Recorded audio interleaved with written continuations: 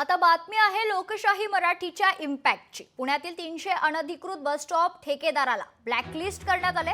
पीएमपीएलच्या तत्कालीन अधिकाऱ्याची बदली देखील करण्यात आली। एका कंपनीने परवानगी न घेता 300 अनधिकृत बस स्टॉप उभारले होते। खरं तर पुणे शहरात महानगरपालिकेची परवानगी न घेता पीएमपीएलच्या अधिकाऱ्यांना सोबत घेऊन एका कंपनीने शहरात जाहिरातीसाठी रस्त्यावर बेकायदेशीर 300 ठिकाणी बस स्टॉप उभारले।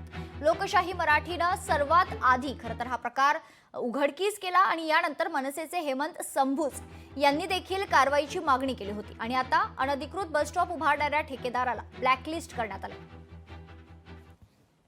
या संदर्भात सविस्तर माहिती जाणून घेऊयात। आमचे प्रतिनिधी अमोल धर्माधिकारी आपल्यासोबत जोडले जात आहेत। अमोल, काय सविस्तर माहिती?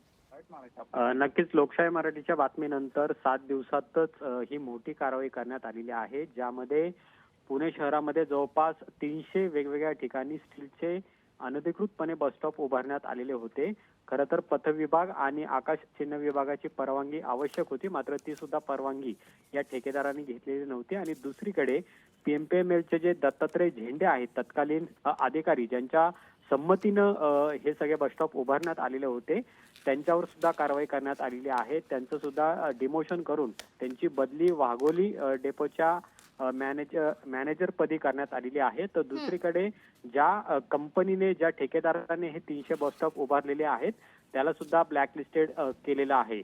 मनसेचे हेमंत संभूज यांनी हा सगळा प्रकार आयुक्तांच्या कानावर घातलेला होता। लोकशाही मराठीने सुद्धा त्याचं वास्तव आहे ते दाखवलेलं होतं आणि त्यानंतर आता ही मोठी कारवाई आहे 7 दिवसातच करण्यात आलेली आहे आणि आता ठेकेदाराला सुद्धा ब्लॅकलिस्टेड करण्यात आलेलं आहे। तर पीएमपीएमएलच्या अधिकाऱ्याची सुद्धा बदली करण्यात आलेली आहे। निश्चित धन्यवाद अमोल, आपण दिलेल्या सविस्तर माहितीसाठी।